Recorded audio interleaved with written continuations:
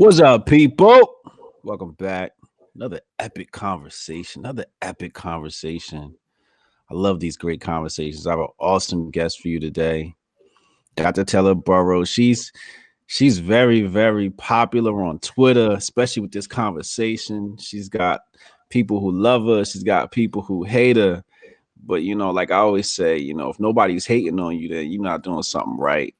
But I've been watching her for a while now, and I think she has some interesting views on relationships. Some I agree with, some I don't, but I think it's still very healthy in the way that she puts things out there. And quite interesting. Some things I'm like, oh wow, you actually believe that? Like we agree on that. Like a lot of the stuff that we agree on, I wouldn't expect most women to agree with me on, and she does. So, without further ado, we have Ph.D. Dr. Taylor Burrowes. Taylor, how you feeling? I'm feeling really well, actually. I got over the bronchitis a week or two ago, and so that was not so much fun, but I feel great now. Dope. All right, so I know you're a doctor and you consult people in their relationships, and I personally, you know, I would look at it like I can handle my own relationship problems, right? So because I'm like, yo, what the hell does a relationship consultant do, right? So can you just walk me through exactly what it is you do, how you help people, but most importantly for me, I want to understand is what type of people are coming to you. Well, yeah, interestingly, I have probably about 80%. I did look at the stats recently, about 80% men. And they're not necessarily single, but probably half of them are single, half of them are in failing or failed relationships. So I have fewer females, which some people are surprised by. But I find that women have a harder time maybe working with me particularly because I am so straightforward and because of my beliefs as well. But I find that women, they don't take criticism as well as men do, and they don't approach self-development in the same way. They have a hard time with that level of challenging them and confrontation, like not in a conflict kind of sense, but just changing their belief system and trying things that are different. Yeah, women definitely don't like criticism. Yeah. So you do mostly men. What are they coming to you for? What kind of problems? It's like divorced men, right? A lot of divorced men. There are men who are divorced or are in a sort of a dead bedroom marriage or with a pretty unpleasant current spouse, and they need to know how to extricate themselves from that marriage in a way that they're not at risk of losing everything and start over. So I have some people that are like that or are single and want to learn how to date responsibly, I call it, or ethically. So they don't want to go to the dating coaches out there, or what I like to call them is more like a sex coach, the PUAs. When they talk to me, they know that they're getting a pretty balanced view because I am red pill aware or whatever. But I also have a very healthy understanding of male-female relationships from a professional point of view because my PhD is in marriage, couples, and family therapy. So I have that background, but then I also have taken on a lot more information to integrate that into a more comprehensive system. So I'm, let's say I'm with my wife, the bedroom is dead. I didn't try the Viagra. I tried what's the other one? Cialis. What are you telling me to do to get or what are some of the questions you might ask me? Well, I'm going to ask you what you're doing for your own physical aesthetics, right? Like how responsible are you to your own self-excellence? Are you hitting the gym? Are you watching your weight? Is your wardrobe, is it pretty cool, or is it like lacking there?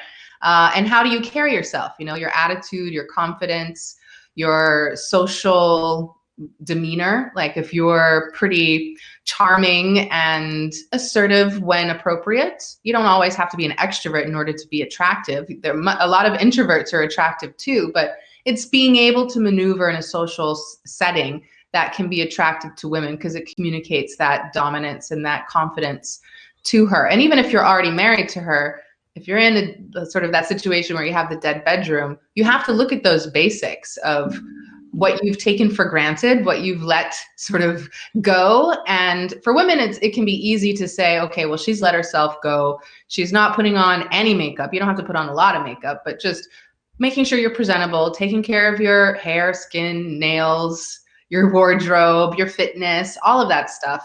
But men need to do that too. And a lot of modern men have gotten into the habit of the dad bod being acceptable, right? What's your body like under there? You don't have a dad bod. Nah, I don't got a dad bod. I'm sexy, baby. I'm sexy. I definitely don't have a dad bod. No, I know. I got a flat stomach. I'm one of those people that could do pull-ups. I've been an athlete my whole life. So, I'm definitely not slacking in that department. Yes, and I know that was hypothetical. You don't have a dead bedroom, I'm pretty sure. Oh, no, definitely. My bedroom was alive and well. So let me ask you, right? Are most of your clients coming to you with a dad bod? I don't ask them to show me their physical, fitness specifically, but I do ask them if they are hitting the gym, if they are watching, all of those factors I talked about. And most of them are already active on Twitter and consuming other information, which is great. They actually seek me out because they know what I have to say and they respect my viewpoints. So it's not like I have to break through any kind of, blue pill or sort of a person who's in denial about their masculinity. So it's someone who's already coming to the table, having made a certain effort, but maybe feels stuck in the relationship aspect because they're trying the same things over and over again, and they're not making any headway with their current relationship, or they're just not meeting the right people. So I really deconstruct their system and teach them how to sort of turn it inside out and focus more on them, which is kind of where my red pill awareness came from and how I integrated that with my more formal and traditional background. So looking at how they lead themselves and how they make themselves their mission rather than, trying to impress a woman or trying to sort of come up with an idea of this ideal type of woman that they're looking for out there. Yeah. So just analyzing how you're speaking about these people, what I'm getting an idea of this demographic, right? Of what you're dealing with. And it sounds like to me, you're dealing with the soy boy, right? You're dealing with the man who has lost his masculinity or never had it. And therefore his woman's not getting turned on. Is that the demographic we're dealing with here? I wouldn't call them that. No, I would. You're being nice. No, but I would say that they are inherently masculine, but Okay. they were convinced that they had to deny their masculinity. And so it's like it's clicking back into place for them now. But now it's like they're not sure when they're stepping on people's toes or they're going too far with it. And so I think one of the reasons why they come to me as a woman is because I'm giving them permission in a way to say, no, that's good. And women want that. Because when they hear it from a male consultant or coach, I think they still wonder if there are women out there that understand this and are okay with this. Because there is so much risk involved these days about approaching women or taking risks with women, that it's really put this into men's minds now that they have to be really protective of themselves. And I think I don't want to give them permission as a woman, but I think that's part of the reason subconsciously that they come to me is hearing it from a woman helps them feel better, I think, on some level. Yeah. I would, if I had a therapist, I definitely want to speak to a woman over a man. I'd feel funny talking to a guy. So I think you're right there. Yesterday, I put out this video. Well, I said something about, I forget what it was, but they posted a meme about men getting abused by women, right? And I'm like, can't abuse a man. A woman can't abuse a man. Am I wrong in saying that? Or well, if you're talking about a boy, a woman can abuse a boy. But she can't abuse a man. Well, it wouldn't be abuse, it would be assault. So I would say it's harder for a woman to assault a grown man, sure. Well, I think we're talking about more emotionally, right? Okay. they're saying that women are abusing men emotionally. Well, women do. I've seen it happen. Women, the way that they are Machiavellian, they are much more subtle. They're indirect with their psychosis. So men who are have psychosis are a lot more forward with it and direct with it. So you kind of know what you're dealing with. But for a woman, it's almost like she grooms you. Like, if we want to compare it to the other type of abuse, like men would groom young women in a very subtle way to get her, sort of comfortable with him and allowing certain boundaries to be crossed. Women do the same thing in that sense with the emotional abuse, because she'll get the man, she'll seduce the man in a way that he falls for her, and then he wants to do anything for her. So she gets away with her outlandish demands and controlling behavior, and then he's caught in this web and he doesn't know what to do, how to get himself out of it. Do you deal with some of that stuff? Yes, I have. I have to say it was my least favorite type of client to work with when I did more face-to-face therapy in practice. Those types of women are very scary. They're very creepy and they're very scary. And I feel really, really bad for men who are stuck in that situation, even if, it was partly their responsibility for getting caught in the web. It can be very just horrific, the way that it destroys families. So why do you say the women? Why do you say the women are scary? Well, it's hard to explain. The best way I can say is the hairs on the back of your neck stand up when you're around women like that. And you can't really rationalize with them. They kind of play the victim when they want to sort of get away with things, but then they'll lash out and they'll get very violent sometimes and erratic.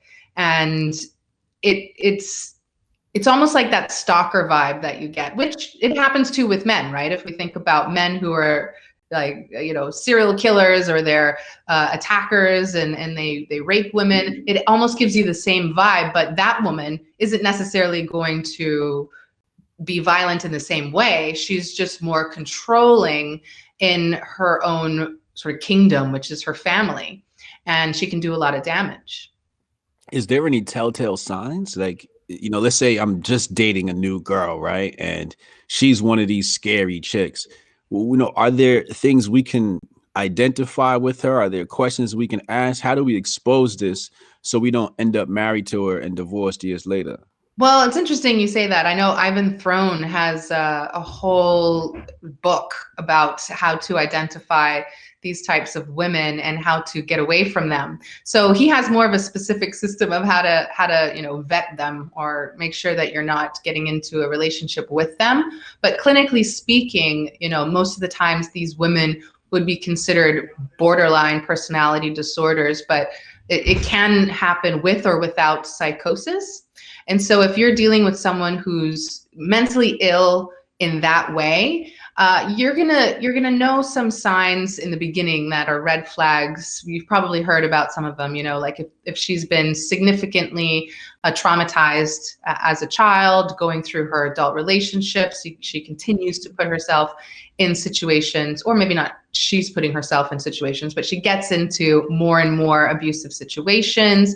She's been very promiscuous. She doesn't take responsibility for her behavior. She is in very conflictual relationships all over the place, like not just in her significant intimate relationships, but maybe her family or her work relationships. She's had trouble with the law. She can't control her money. Like, just everything is kind of chaotic. Oh, damn. There's trouble with the law. Yeah, so, I mean, she might get away with it, right? Because she could probably be very charming, but there'll be infractions here and there. Damn, we gotta do background checks on these chicks. Yeah. I mean, if you have a cause to believe there may be something in her sort of past, or if her behavior is really screaming at you that she's problematic, I wouldn't even bother trying to date her. Oh my God, that sounds like a nightmare. So I just want to do some backing up really fast here. You're Dr. Taylor Burrowes. What makes somebody say, yo, I want to be a coach, because I remember one time there was this young couple, and I saw them dating for like maybe a couple of months, and then she decided to move halfway across the country to go be with this dude. And I'm like, yo, y'all dated only a few months and now you're about to move in with this guy. Like, I'm like, nah, y'all shouldn't probably do this. But since you guys already making this move, let me be like, an intermediary and like mitigate some of this stuff. I will never ever do that shit again. It was a huge nightmare. I was up till they were calling me 2:00 in the morning. It got violent. She was whooping his ass. Oh no. Yeah, it was crazy. So, why did you decide to get into this? Were you like somebody that always, your friends went to get hook up with somebody else or ask relationship advice, and then you went to school for it? Did you just go to school for this from the beginning? What happened? Well, I went to school for counseling, and so I specialized more after my master's in marriage, couples, and family therapy. And I also did, mental health counseling in general. So I was a general practitioner and also then specialized in relationships. And I really liked focusing on relationships because I was actually a trauma specialist. So I worked with children and adult women mostly, but also men who were victims of sexual trauma as children, or also as adults if they were raped or sexually assaulted. And I also worked with sex offenders, not a lot, but I did go through some training reluctantly, but it ended up being a good experience. And it gave me some insight into sex offenders as well. But basically just the impact of any of these events, not only being in one person, but also in the relationships that they have. So whether it's, the way that they interact with people in their family or in their significant relationships, it has like the systemic effect. It's not just compartmentalized in one person who's assaulted or attacked.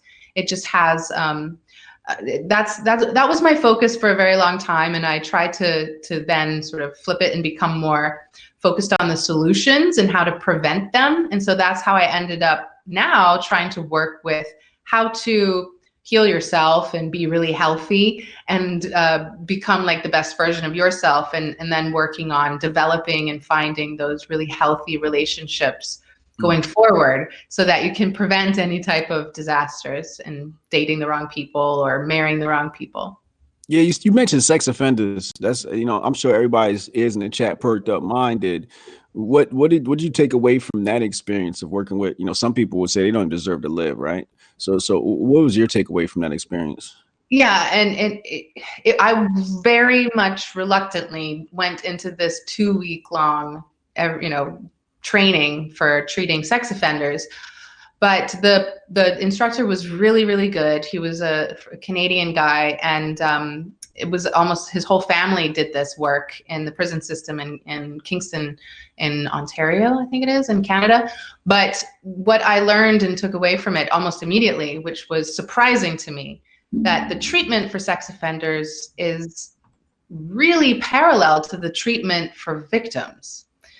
And I thought most people would have thought that the first thing that you would need to do with offenders is get them to admit their fault, right? To say, I did this, I'm sorry, and be remorseful about it. And that actually wasn't the focus of the treatment, which at first you're taken aback. You're like, of course they need to admit their fault in this. It was a horrible thing that they did. And he explained that the reason why that didn't work is because their thought process of what they understood relationships to be like was so distorted that to just tell them what they did was wrong didn't compute to them. So it's just like talking on deaf ears. So what we had to do was deconstruct their understanding of relationships and then rebuild them in healthy ways. And it's funny because that sounds very similar to what I'm doing now in a lot of ways, but not with sex offenders, obviously, just with people who have unhealthy habits or patterns in their relationships.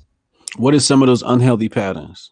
Well, in this case with the sex offenders, it was just how you treat women and their positioning being more objectifying, right? So they would treat women and children as objects and animals, and they didn't have any type of loving, caring, unconditional love from their mother, and they were mistreated. So they basically just perpetuated that cycle and didn't know it's also about sexuality too. So their sexuality was distorted, and it was important for them to understand that intimacy is not just about sex, and that sex is not just about pleasure. You know, it's not just like you're sneezing or you're scratching an itch. There's more to it than the physical element. And there's you know, if you just go around having sex every time you're horny, you can do a lot of damage to yourself and to just humanity in general. We can't, you know, function that way.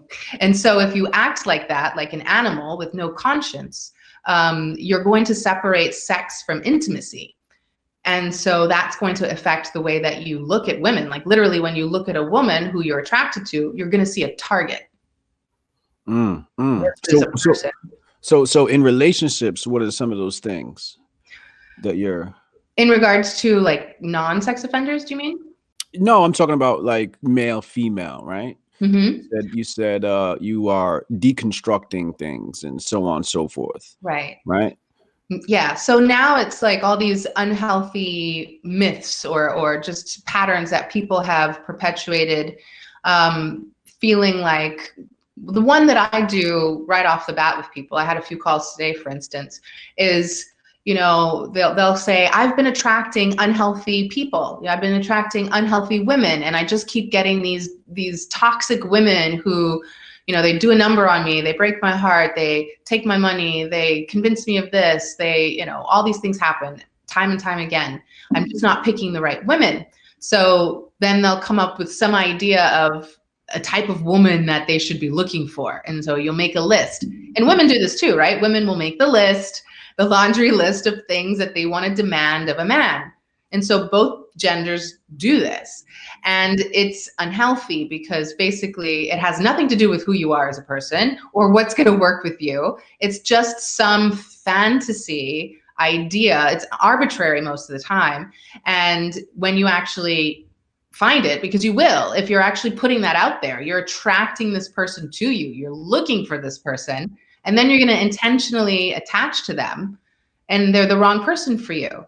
And so you find out in hindsight that, oh, that was just a total disaster and didn't work with me at all, because you can put a healthy person with an unhealthy person and it's a toxic situation. It doesn't mean that you're unhealthy because you're in a toxic relationship. The relationship brings up a life of its own. So you need to get out of the unhealthy situation, heal yourself, learn from what you experienced, and then start to practice the healthy behaviors and only accept healthy people into your world. So starting with yourself, knowing what you want and what you like is really the list what we're trying to create, right? Yeah, well, it's your standards, right? Like you have to decide what's important to you, what's your preferences, your morals, your expectations. And all right, so we're gonna do me. We're gonna do me. Okay. You tell me if I'm picking healthy stuff, right? Okay. Got to be able to cook. Right? That sounds familiar. I saw this list. Go ahead. Gotta be able to cook. Gotta be like a clean person who's just like a neat freak. You know what I'm saying? Be vacuuming. Gotta have a nice body, right? Body gotta be banging. No guts, no bellies. You know what I'm saying? And that's pretty much it.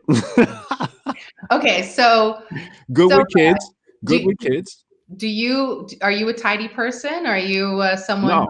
No, you're not at all. No, it depends. You know, am I tidy in the kitchen? Yeah, right. Like I don't like a messy kitchen, but like next to my bed is just a pile of books, right? But it's just a pile of books. So it's like it's a mess, but it's an organized mess.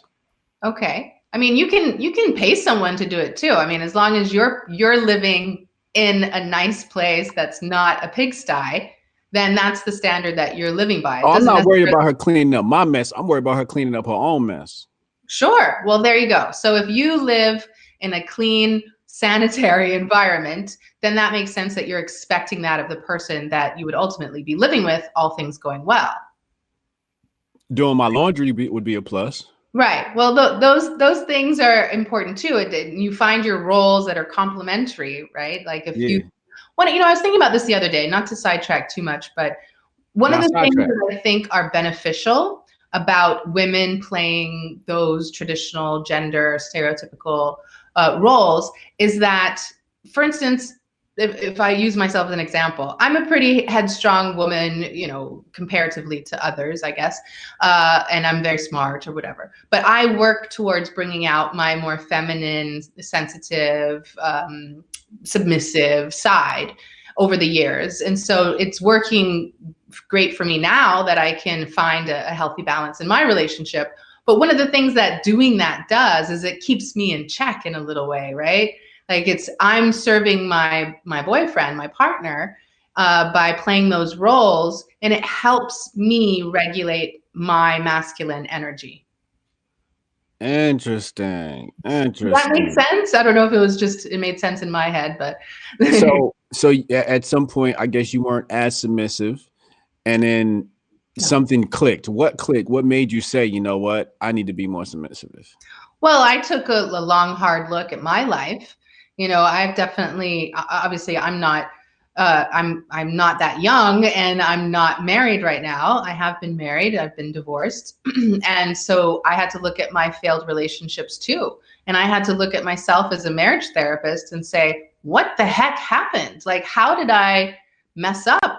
How did I get to this stage of life and not be married, not have children, not really know what I wanted, or if I did want children? And so I took several years of regrouping, and I put it all together. And learning about the red pill was that missing piece for me, and that's why I broke off from my profession as well. Why I started working independently, because I realized that it had a lot of holes in it, and I didn't believe in what it would enforce for me to work on with people, because it stood against a lot of these things that I do think work for relationships. All right, so let me ask you this pop quiz, right? Mhm. What is the one thing that a woman must do to keep any man satisfied? And I don't mean in the bedroom, obviously, but what is that one trait, that one thing that a woman must do that works with nearly any single man? Well, for me, I would answer that as respect and affection. Like a woman who just inherently respects that man and is committed to him. She's loyal, and no matter what happens, because you're supposed to have some conflict, in your relationship, and some tension. You can't agree on everything, otherwise it's going to be boring and dull. Yep. So it's okay if you have a little pushback with each other, but as long as you always default to that unconditional respect and commitment, that loyalty, it's like, we're in this together, and I love you, and I'm going to always want to touch you and hold you and kiss you and give you that sort of adoration, because you are, it's almost like you're the most important person in the world to me. So I have to Yeah. show that to you and make sure that you know how important you are to me. All right, check it out. I'm gonna give you a second try, right? This Sure. is my world though, so don't like, you know what I mean? In my world. So what I would say is, I tell people, don't confuse affection for love, right? Because a lot of times somebody could be giving you a lot of affection, but that don't mean they love you. Sometimes it's just because they lack something within themselves, right? And then respect, like, you're not gonna be around me unless you respect me anyway. So that needs to just come with the cow. You know what I Mhm. mean? What else woman must do beyond a shadow of a doubt to make sure that her man is glued to her and nobody else, and knows that uh her man knows that she loves him? Is there What does a anything woman else? do to love her man? Well, I like I said, like I think it's just he's the center of her world. Right. So through her actions on a daily basis, it's just everything is about how his life is going to be better. She has to elevate his existence. And if it's her trying to, satisfy herself and put herself first, then it's never going to work. So, I mean, Right. that can happen in different ways for different couples, but I think it's really important for it to be demonstrated. So it can't just be empty words. Definitely not. Right.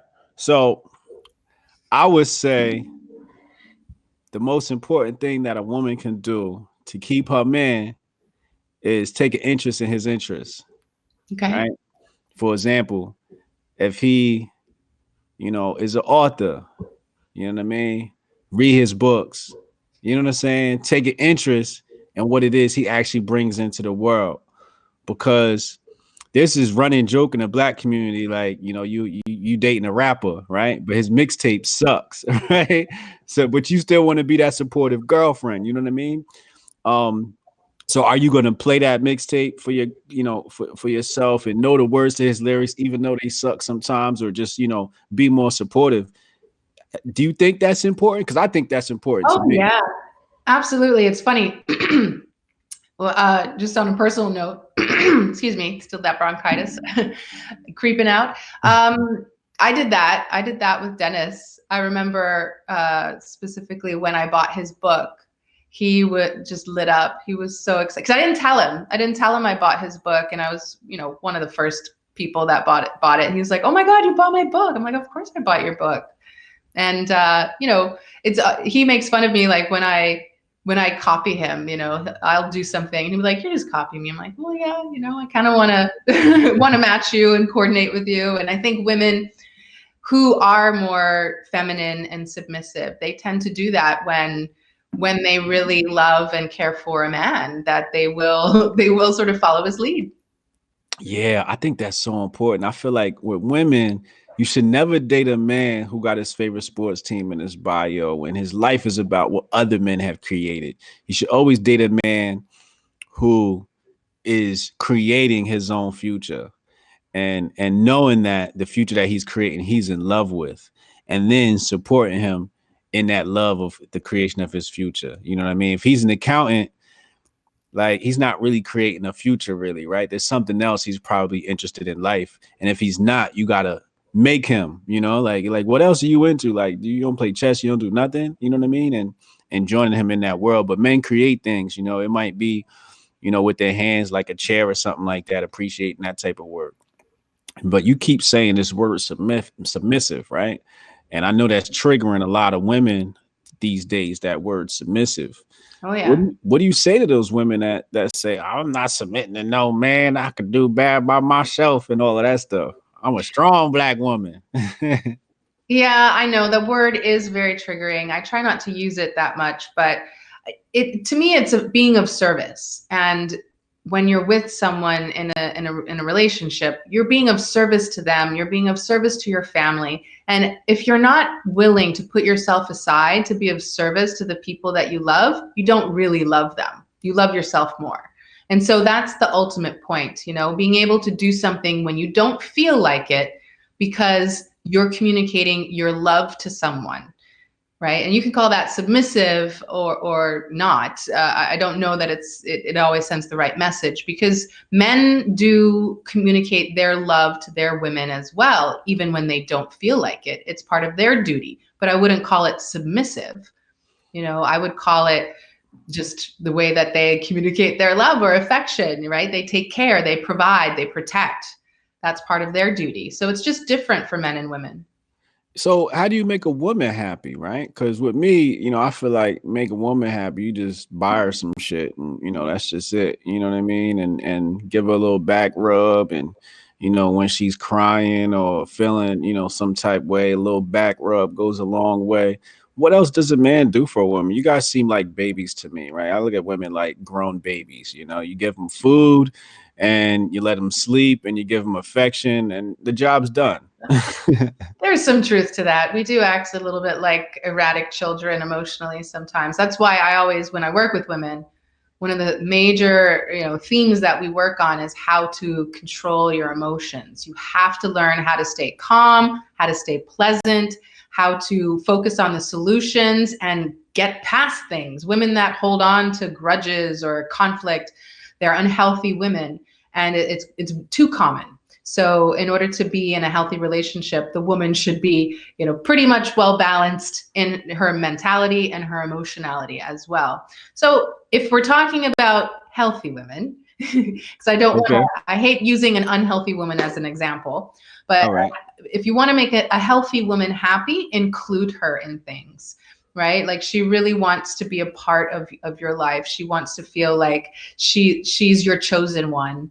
And you don't really have to do much other than that, as long as you're consistent with that. And she can kind of say, she doesn't have to go into her anxious mind to question everything that you do. When you show up, you say what you're gonna, you do what you say you're gonna do. You're consistent, you're congruent. She doesn't have to question your motives. Like you're just sort of, you're straightforward with it, and you're including her in your life in important events. I think that's the best way. You can be dirty, you know, like leaving clothes on the floor. You can not say hardly anything. You can kind of be in your zone and just give her hugs and kisses and sex from time to time, and she'll still be okay. But you know, hopefully you will do more than that. But I mean, you can really give her the minimum as long as you've got her by your side at the important things and you're consistent. That's so true, right?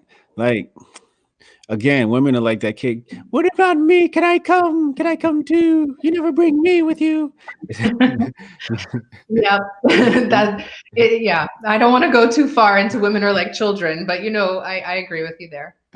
Yeah, now you hit that on the head. You know, women do love to be included in things. That's something I hadn't thought about, but makes sense. Wow. Okay. Very interesting. And the flip side of that is if you're not including her, you have to wonder, why am I not including her? What am I not really clicking, you know, in my awareness about? And maybe she's not the right one, that I don't really want to bring her in. Yeah, yeah. You might not want to include her because she's got a gut, right? She got this big old belly. You're like, yo, you can't come out with me looking like that. Well, yeah, you don't have a gut, so then that makes sense. You want someone who's as fit and healthy as you are. Right, right. You know, it could be you're overprotective, right? Like I always say, never put nothing on the internet you love. Right? Yeah, I can understand that to some extent. I think that's true. As long Yeah. as you reference her, right? You don't always have to like show her, but I think it's important to reference her so people know you're taken, you're off the market, you're happy, she's good. That's all women care about, man. They just want to know you off the market. You know, like I got him, he's mine now. You know, it seems so selfish to me. Women just seem. I really have a side of me that just looks at women as like these selfish beings, right? Yeah, when they're unhealthy, it goes way too far on that side of things. Now, this is where I try to educate people about women and healthy women versus unhealthy women, because women are very, very insecure. And when you do not articulate or specify, you know, where the relationship's at or what she means to you, her little monkey brain is going nuts. And you do not want to push a woman down that road too far. So it's really important that when you're trying to, you know, keep her guessing because you don't want her to feel too comfortable, then if she's someone who gets comfortable and then neglects you, that's not probably a good choice. You want someone who's always going to be attending to you, even if she knows you're loyal and you're married or whatever. So you should be able to just keep it interesting, introduce a little bit of that tension into the relationship, but still, you know, you don't want to force her to be insecure and anxious, because then it can unravel and blow up in your face. Yeah, women are so insecure. I never understood that. And you know, like I feel like a lot of that stuff is Western Civ. You know what I mean? Like Western civilization, just you know, every single commercial just compares a woman to another woman, and you know, media expectations and you know, Instagram thought expectations. You know. Yeah, there's that type of insecurity, but it goes deeper than that. Okay. A lot of it is about having poor relationships with their father. A young girl who has a healthy, appropriate, properly, securely attached bond with her father throughout her upbringing is less likely to have that issue, right? Because he would have been able to calm her when she was upset, reassure her when she was, you know, anxious or afraid, and that sort of level of anxiety wouldn't have gotten internalized so deeply into her. And so a lot of women are looking for that from their partners. And that's where it gets problematic, because then it puts extra pressure on you as the male to then parent her, basically. Hmm.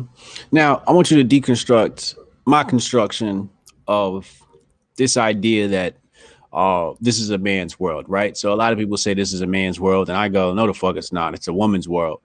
And a lot of people, especially men, obviously, would disagree with me. And I'm like, well, look at child support court, look at divorce court, look at courting, period, right? Like the onus is on us. We're expected to approach women. We're supposed to spend our money. We're supposed to take care of this woman, right? It's like she's definitely the queen bee, and we're the workers out here working to create this world for women, right?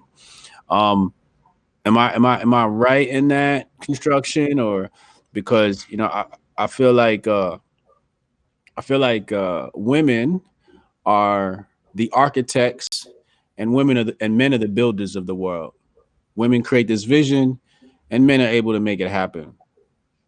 That's I don't disagree with you. There's a lot of validity to that. That absolutely exists. But it doesn't mean that a woman who carries the burden of a lot of obligations and families hasn't historically been true either. It's just that those women, and I'm not saying that's the majority of women, but those women exist, and those women are very quiet. They're so submissive. They don't say anything. They just continue to bear the burden of doing everything.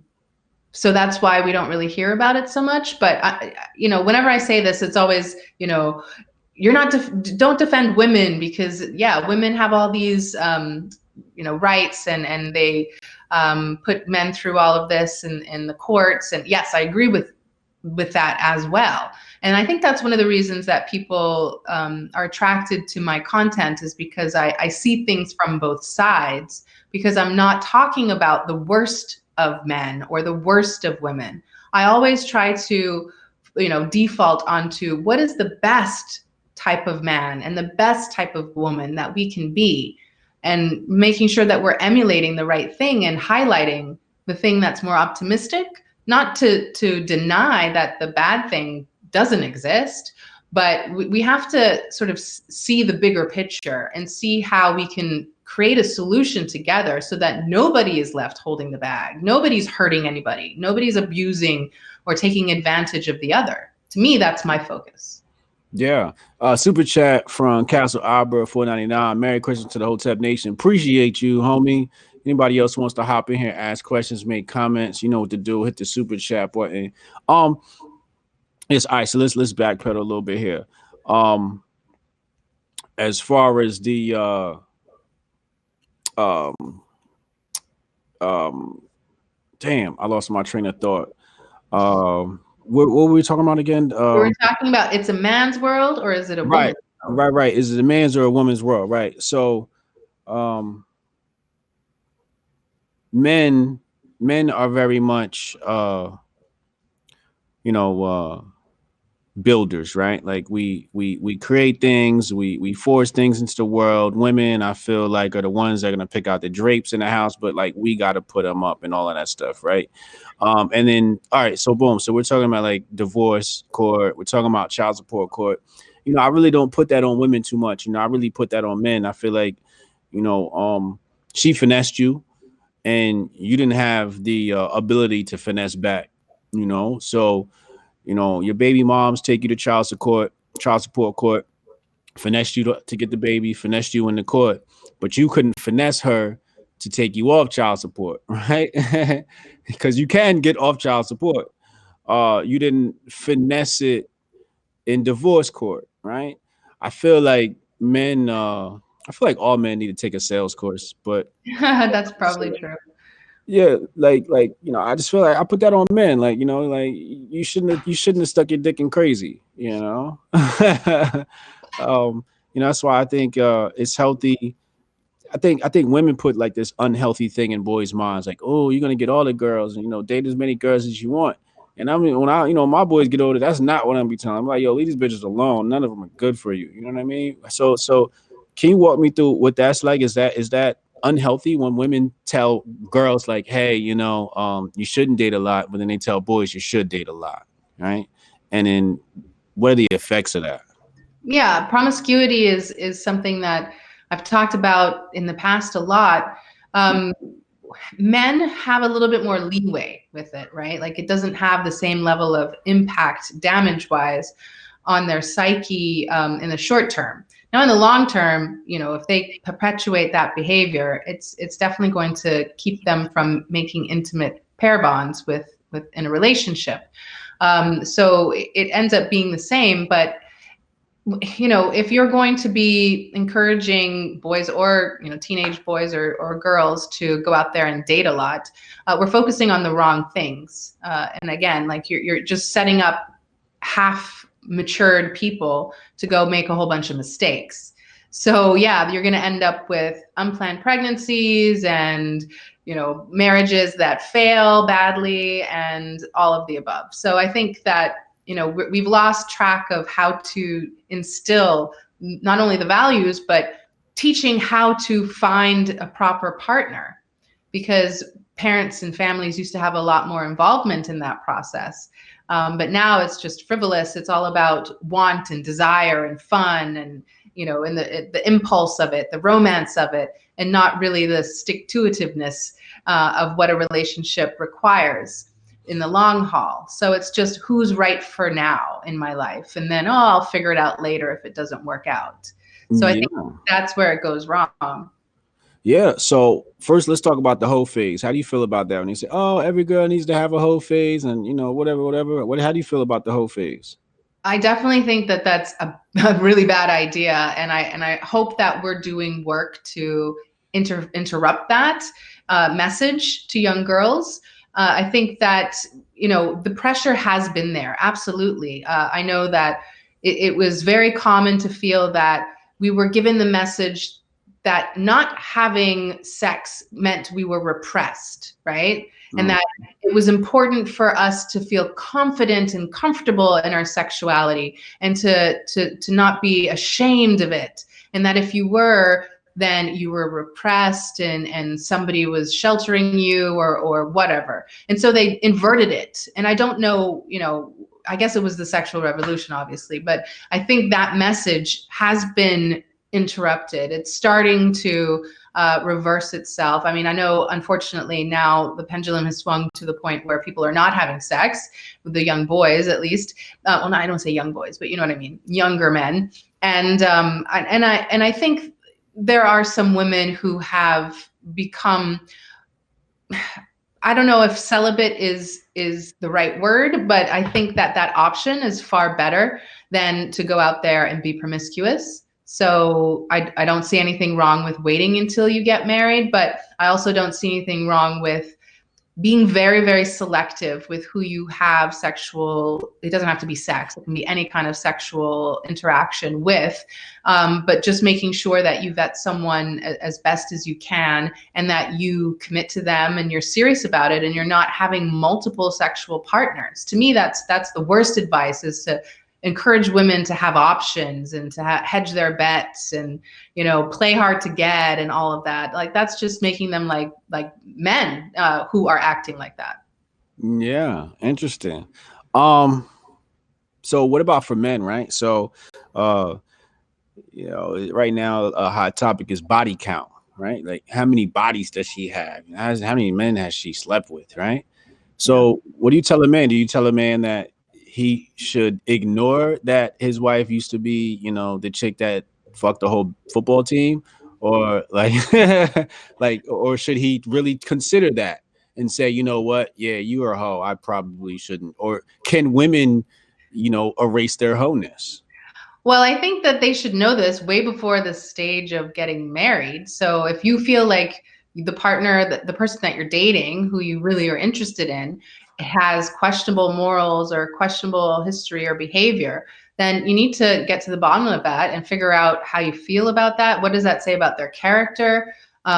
If they have experienced some type of different behavior in the past and they're different now, like they're changed, they're more selective, they haven't dated much lately, then I think that you can consider it, but you need to make sure that it's a comprehensive and consistent change. It's not just something that's like, a temporary improvement for face value, right? Like, I know a lot of people who just sort of, it's like almost like a detox. Like you'll just, be good for a little while and then project that image, and then, you really haven't changed underneath. And so it all starts to unravel later on down the road. And that's not going to be any good. So you need to make sure that you wait. Patience is so important in the dating process. You have to give it time. When you rush into things, you miss all those signs and you don't see the whole behavior, right? Like, so you need to give it a good period of time before you commit to somebody even. Can you turn a hoe into a housewife? Is it possible to take a woman who's had a promiscuous past and she becomes, a born again virgin or something like that? Well, I mean, I wouldn't Do say women change like that. Do women actually change like that, or are you a hoe forever? If a woman has had, like, I don't know what is a number that I remember I did a tweet about how many partners a woman has had, and I got into a big debate with people saying, like, defending women, saying women don't have that many partners. I'm like, well, you're pretty naive, because there are a lot of women who have had high numbers for their body counts. And for those women, they normalize it. So that's usually the issue, is if a woman has had, let's say, over 25 partners, that was like the highest bracket that I put in my poll. Does she say that's fine? There's nothing wrong with that. Does she not take responsibility for her choices? Does she continue to date indiscriminately? Or, is she just busy? Like, what are the reasons that she does that anymore, any less frequently? And how does she feel about what she experienced in the past? That's where I would go with it, because a lot of women, a lot of men, but people have had traumatic or not so impressive background experiences. But if they aren't able to say, I made this mistake, I did this wrong, I learned from it, and I can show you what I learned because this is how I'm living my life now, then it's a bad investment. You should not be choosing to be with someone who does not look at it honestly and take responsibility. Yeah. I don't know. So all right, so let's move on to men, right? So it's the opposite for men, right? So for men, I guess women, it feels for me like the more women you've had, the more women are attracted to you, right? Like it's a good thing for men, whereas for women it's bad. How do you see that dynamic? I think it's a projection. A lot of the times women don't really know how many other women a man has slept with. And some women, they drive themselves crazy trying to figure it out, just maybe the same way men do sometimes. But it's better not to know. If a woman doesn't know and she's always guessing, maybe he didn't sleep with that many women, but he projects himself to be confident, to be experienced. And that's really all that matters, is what she believes him to be. It doesn't really matter how many women he slept with. I believe in is arranged marriages. I think that the youth community can do quite well to have the elder class at least select a better pool, right? Like I know I see this amongst the Indian culture or some of the Asian cultures. We are basically, say, look, my family is cool with their family. We know what their credit score is. We know what their wealth, status is. This young boy is about to be a pharmacist. This is who you should date, right? Do you believe in that system or? Yeah, I mean, I see it has worked. A lot of times, in the past, and that really reminds me of a system that's more historical than more modern, right? So that system worked because marriage was considered an endeavor of survival and, legacy, and not so much just romantic idealization. So because it's based on that, a lot of the people that, the young new generation take that on as an obligation and a duty. But the problems have happened now when that new generation is like, I don't want an arranged marriage. They see the modern world and they see how people have freedoms and they get to choose their own mates. And so there's the internal conflict in the family.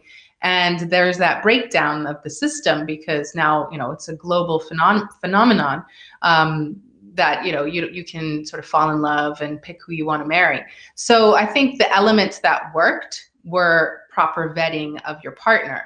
I don't think we can really go backwards, but if we're able to learn from our past, see that that was valuable as a tool to figure out who you pick, because it came from the logical, rational mind and deciding what was best for a person based on, their personality, what they need, like all those things that make a partnership complementary. So if we use that, then we can also then encourage people to actually love each other and have desire for each other, and not put two people in a situation where they're just really like roommates or companions and don't really have that spark.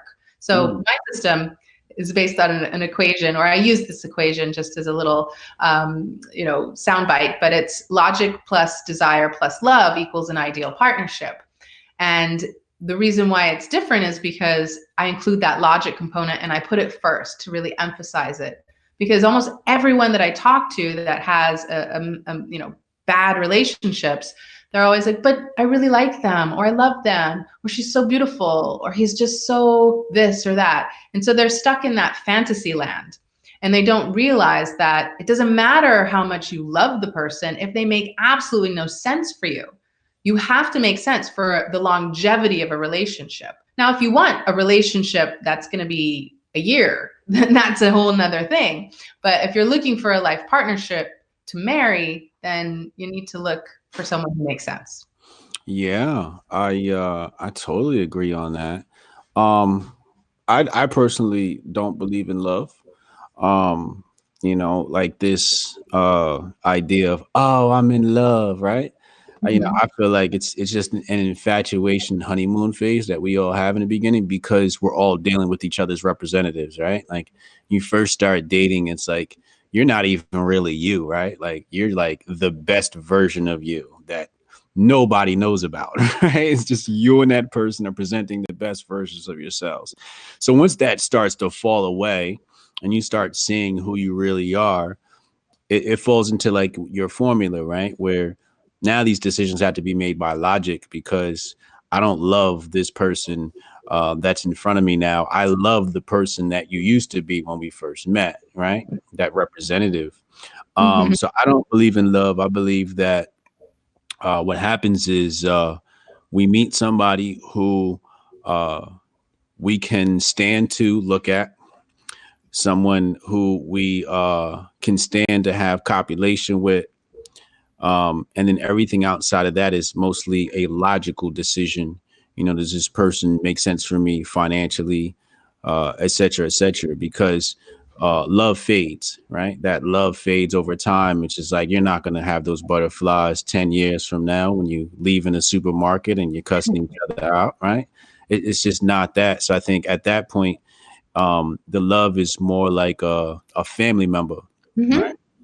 Type of love, and not this love that is all romantic and fantasy landish, right? Am I kind of headed in the right direction here or not? Yeah, they're gonna feel like family. Exactly. They become family. And if there's a difference between that though and platonic love where they're a friend. Because the difference of when you're inviting a friend over to a family gathering. It's like then everyone is catering to them and making sure that they're situated and they're taken care of. But if you're family, it's like, well, you can go do that yourself, sort of thing, right? So there is a difference, but you love them, they're included, they're part of the family, they're expected to be there, and you want to see them every day. Again, like it's different. They're not, just sending their representative self, their natural self, but you want their natural self to be still trying to make an impression, right? You want to still project the best that you can, but when you look at the other person, yeah, it's going to fade. That infatuation may not be there, but if you've done the work, you should be able to keep it alive. It might not be flaring up in bright lights, but it should always be at least simmering at the surface where you can turn it on with a little bit of effort. And that's, I think, what people forget is that you have to make effort, and that's not a bad thing. But if you're unwilling, if you're so selfish and complacent and lazy, I mean, laziness is one of the biggest reasons that relationships fail, because people feel that things should come easy. And anything good and worthwhile takes effort and time and commitment. And so if you're not willing to go out of your way and do something when you don't feel like it, then it's never going to last. And, not to be crude, but I think this is something that women get wrong, when they're, oh, I'm tired. Oh, I had a headache. I just want to go do this or that. Take that time. I say just make it 15 minutes. It doesn't matter. Take 15 minutes and make sure that, you're pleasing your man and on a regular basis. And it's going to just really invest in that attachment, in the intimacy between you and your partner. And it's so important to do that. And if you can't get over yourself to do that, then, you really don't have anyone to blame but yourself sometimes. Yeah. So I feel like there's two types of people, amiable and non-amiable. I talked about this in another interview.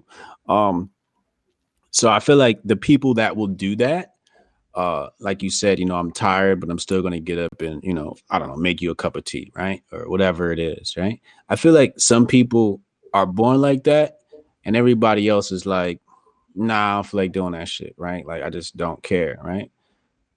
Do you find that in your work that there's that dichotomy of people who are just naturally nice, and then usually those are the people that get used and abused, right? Yeah. And it shouldn't have to be just a nice person who's a people pleaser.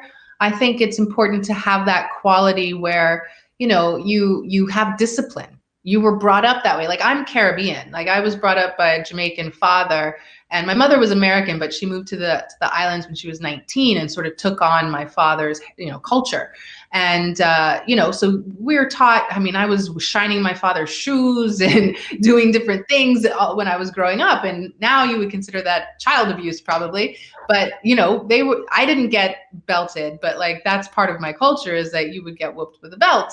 And I went to Catholic school, and so were the nuns doing that too, but I'm not promoting corporal punishment. But in essence, it's just that duty and that discipline where it doesn't matter if you don't feel like it. You're getting off your ass and you're going to go do something, especially if it's for your family and for a loved one.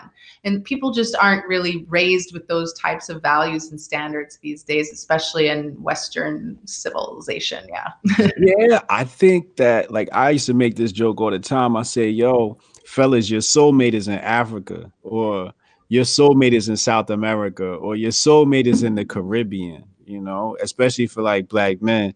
I'm like, yo, don't mess with these Western Civ chicks, because the culture has them so removed from who they are as a woman and their role and, and the male role. So you see that cultural difference, right? Oh, yeah. Drastically different. But, it doesn't mean that relationships are perfect in the Caribbean either. We have our issues too, right? Of course. Like, my ex-husband was a Caribbean guy, and I'm not going to get into that too much, but I mean, it didn't last, right? So there are things that didn't work there too, but this was not one of the issues. I think a lot of times you have to take what works from something and use it in your experience with something else that works. You can't always say one is better than the other, but just looking at it as a whole, putting pieces together that do work overall. Yeah, I think that you're right? So a Caribbean woman or an African woman is going to vet their male a lot better and more strict than a Western Civ woman would, they'll, especially those other Caribbean cultures, they kind of look down on some of the Americans like, ugh, like, you guys are, like, Caribbean, so unrefined. True. Yeah. I mean, class is really important in the Caribbean, and in my country, the Cayman Islands. It's a very classy society on the surface, and family values are so important. So people want a lot of children. And so you're going to vet like your men for a family oriented man. Now, a lot of the men, unfortunately, have extramarital affairs, but they are devoted family men. They are devoted to their children. They want a lot of kids. They want a wife who's going to be available. But now it's becoming more modern now too in Cayman, where women are lawyers and partners and business women. And so they're leaving the children at home, or they're all in school, and they're not really as able to be present as a mother and a wife as they used to be. So you see it affecting all over the world. And I just came back from Southeast Asia, and I went to Vietnam and Thailand and Malaysia and Singapore and Indonesia. And, you see that it is becoming more westernized all over the world. And, we talk about going to different places to find women who are more feminine and submissive and gentle and, all those things. And that's true that they are more those things than Western women. But I wouldn't say for long. It's a global issue, and we need to address it that way. Yeah. So I don't agree with the whole like women going to work and all of that stuff because of the imbalance it creates. Every time a woman goes to work, she takes away a father's job, right? That's how I kind of look at it. How do you view, gender roles when it comes to professionalism? Because at the same time, it's like you still want a woman to have her life and to still have her, follow her interests and her career. You don't want to impede that, right? So how do you view that? Now I feel it's very important for a woman to be able to at least be flexible and still prioritize the man's mission. And because as a team, you're going to have the same mission ultimately, right? Like you can't compete with your partner. So if my job is going to be my priority, then I'm married to my job. I'm not married to my husband. That's deep. That's deep. Yeah. I think that's definitely a problem. But you said something dangerous there, right? You said we should follow what the man's doing, right? And I agree with that. But the feminists, they'd be like, "Oh my God, what is she talking about?" Right? Yeah, I mean, if you have a family business, or even if he doesn't work at home, like if he's got some kind of obligation outside of the home that takes him all over whatever, earning, then you need to be supportive of that. And you need to consider that your job too. So you're in it with him. If you have a whole other job that's diversifying your resources, like you're competing with your husband. So that's not good for the whole as a family. That's you not being a team player in that whole system. And so encouraging women to find things, like their passion might be something totally different, but if they can't find something to do that they're passionate about that contributes to the team, then you're going to have a problem. Yeah, damn. Ooh. I do see that a lot where women try to compete with men, especially, in relationships. Do you see that a lot? Like women trying to compete with men? Yes, a lot. So trying to teach them not to compete. I think usually it's a way of trying to assert some level of power or control. A lot of women really seek their best ways of getting control, but they don't realize that the best way to get control is not to control something else. It's to control yourself, right? When you can master your thoughts, your feelings, your behavior, be a better person, be kind, be gentle, be pleasant, it makes the whole world a better place. Like that's literally why women were probably put on this earth. And so if you can't get that job right, then you've got it messed up. So if you focus on that, getting control of yourself, everything else improves. Now you and Rolo, Rolo, he did the cover of my book. Shout out to Rolo Tomasi, author of The Rational Male. He did the cover of my book, The Unbreakable Rules of Masculinity, which you can get on Amazon now. The link is in the description, of course. Now, you guys disagree on some things, and you've had your spats. Why do you think you guys are I call you arch enemies? It's not that serious, but it seems like you guys are in different ends of the spectrum. What does he disagree with you on? I really don't know. I mean, I've reached out to Rolo. We've had certain conversations on the side, but I don't really know what's at the bottom of it. I don't have some major conflict with him. It's not like there's something that happened that people don't know about. I can only sort of guess or estimate just from what I've observed of things as well. From my side of it, if I speak for myself, I mean, I really just disagree on the way that he promotes this gender war thing. It's not that I disagree that there is a lot of bad stuff happening, but I feel like a lot of how he talks about things perpetuates anger. And so I try to bring that sense of integration into the information. But I think he takes offense to that, or he feels like it's ruining his content or something. I don't know what the issue is, but I don't feel any bad blood towards him at all. I just wish, I mean, it seems to be good lately. So I'm happy to just give him a hat tip for all that he does and continue trying to do the best that I can do. But, I think now what I've seen is the new group, they're kind of, there's a new cohesive group that's emerged. And I know that they are against purple pill life coaches or whatever. And I think when I was talking to you about that last week, after our conversation, they did a YouTube about how to vet your gurus, and they were talking about that. So I thought it was funny timing. But I think part of that whole purple pill and red pill and all that sort of dichotomy that's created is just pitting people against each other, right? And it creates more conflict than is really necessary. I'm not a pacifist. I don't know what I would call myself, but I definitely am more feminine. So I'm going to focus on trying to let everyone get along, right?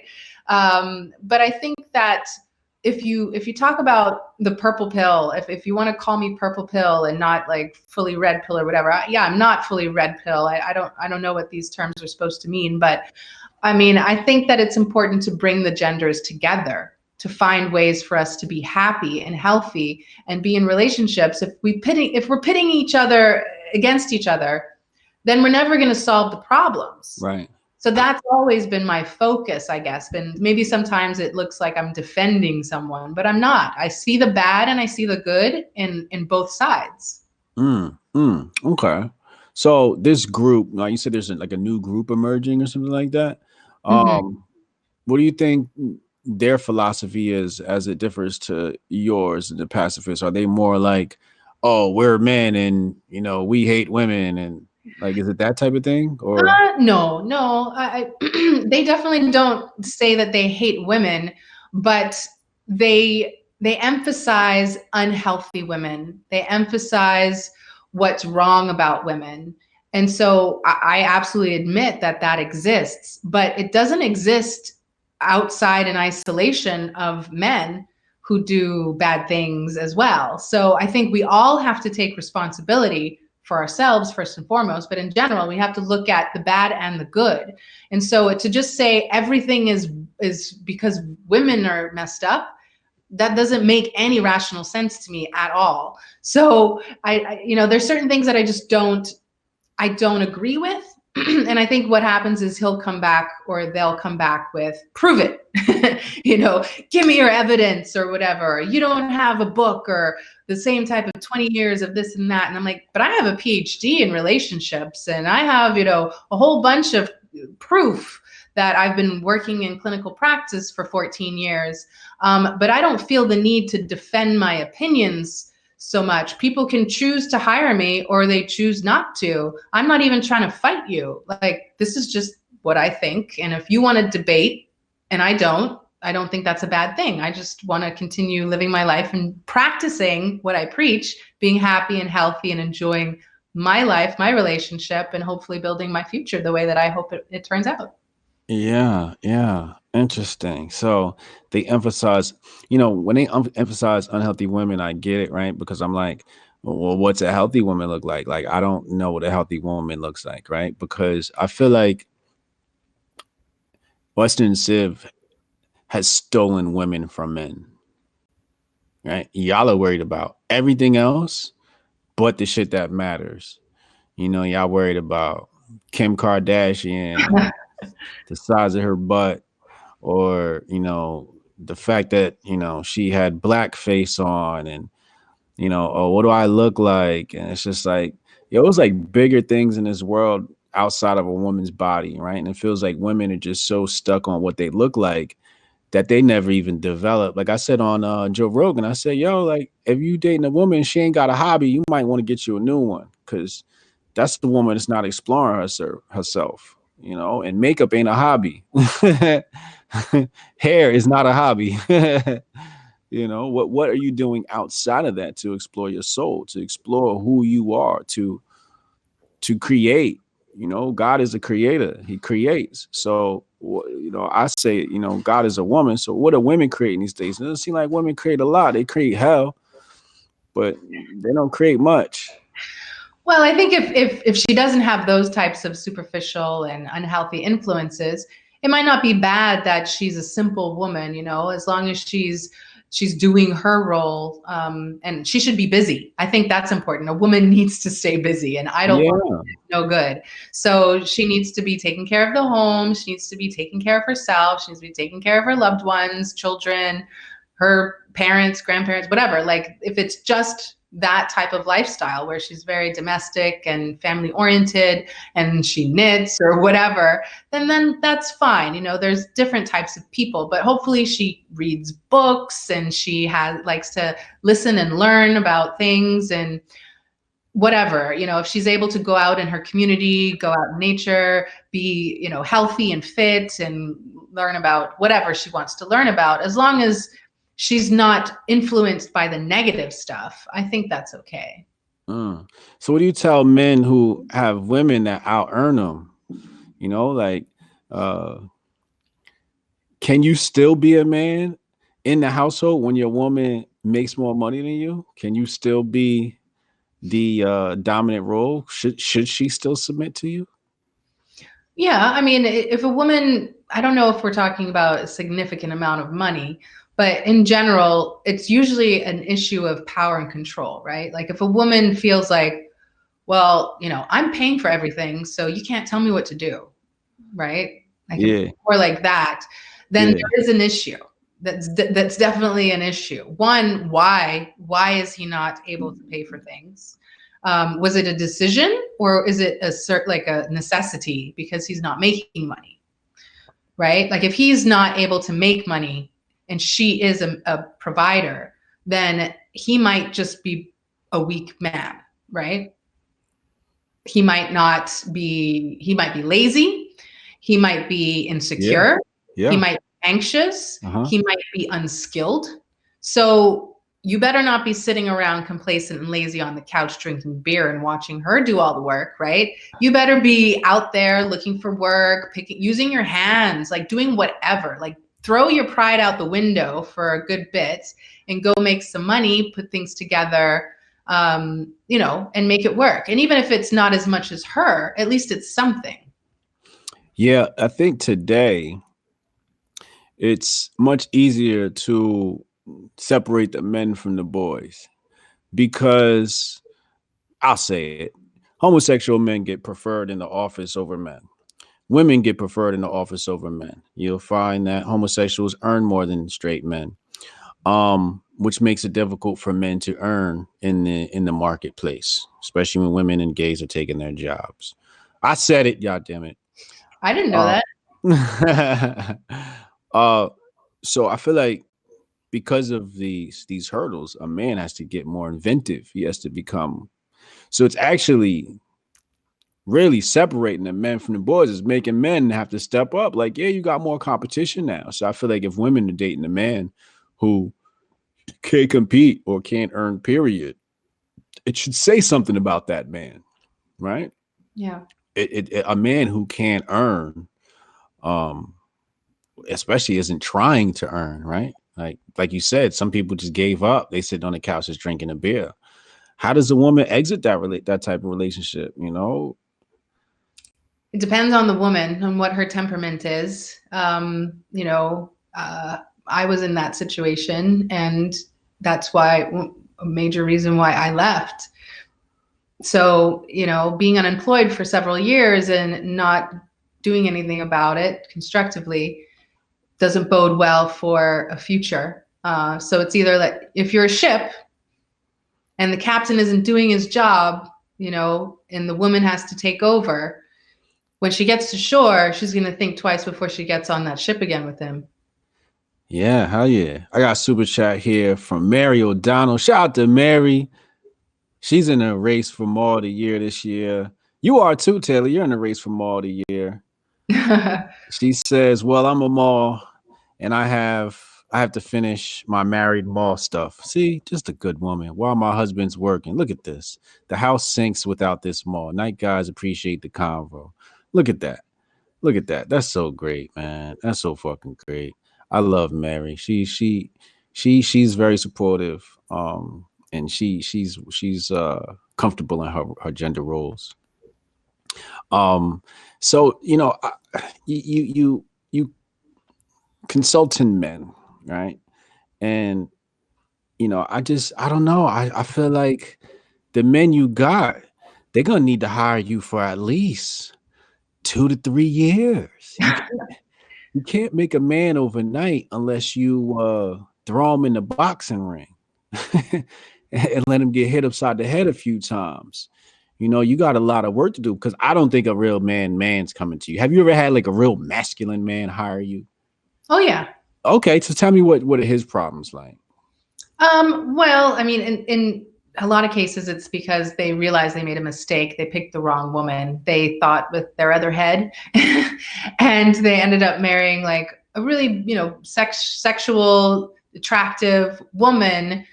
But 15, 20 years later, she's a nightmare. And he's like, all right, this I've tried everything, and this is just going down. So I need to know how to get out of this and salvage my life, basically. So that to me is quite common. A lot of men have experienced that.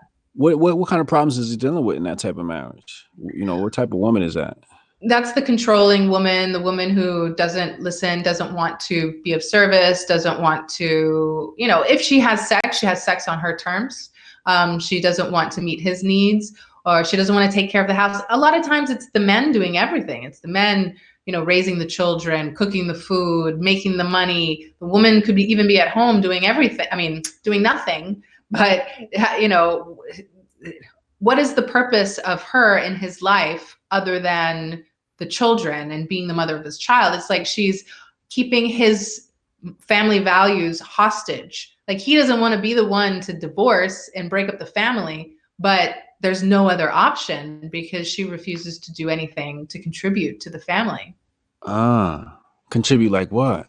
Like, well, if she's home doing, not working, then let's say she's working, right? Okay, if she's working, then she should at least be being a healthy mother, a role model, making sure that the husband is happy and he's feeling satisfied. It should be a pleasant home. Number one, a woman should be a major part of the reason why the home is warm and pleasant and affectionate, and the children are happy and well-adjusted.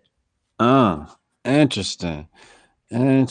But sometimes they've never had that example, so they don't know how to do that, right? So what do you tell a man to do in that case where, like, if she doesn't have an example, she wouldn't know how, and she's not going to take constructive criticism.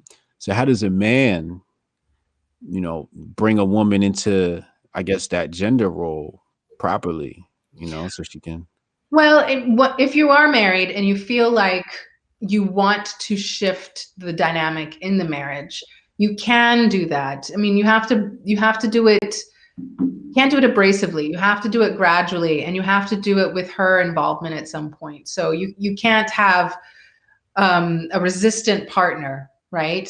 And expect that it's just going to work if you change. Sometimes it requires her to confront her belief system. It's almost like if you have two different religions, right? And it's just, there's conflict there. There's an impasse. You can't quite find that compromise. So somebody has to convert, or you find a middle ground and you both have to agree to the terms. And if she's able to come around, you're going to be leading her in that direction because she sees the benefits of it. You have to get her buy-in somehow. What's life going to be like for her?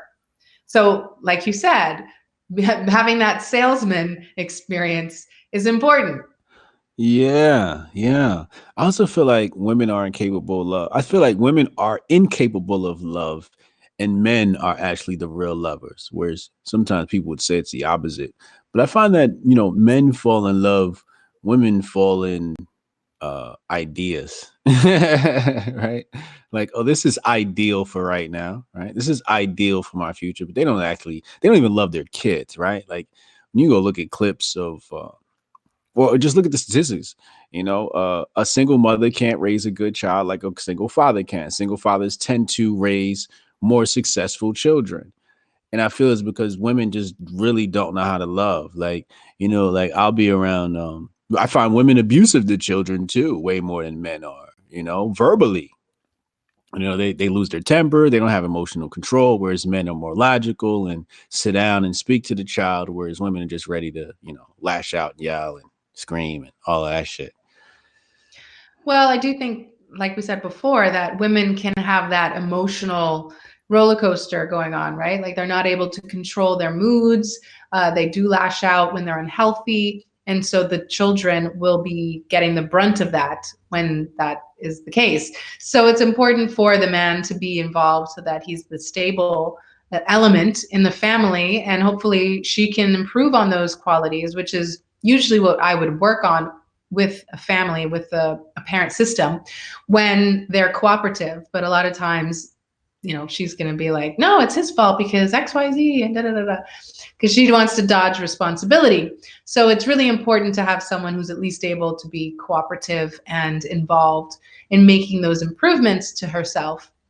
But like you said, men sometimes are you can say they're qualitatively better at being a single parent because they may be more internal, like they don't say as much. Like when they're upset, they're more stoic, and so they can be present, but are they doing constructive things when they're present is my question. Sometimes neglect has been evaluated as harsher than physical abuse to a child, right? So you want Yeah. to make sure there is attachment, there is connectivity, there is intimacy, affection, all of those things. And so like even an unhealthy mother will be affectionate to a child when she wants to, but then she'll reject them later on and yell at them and be abusive later.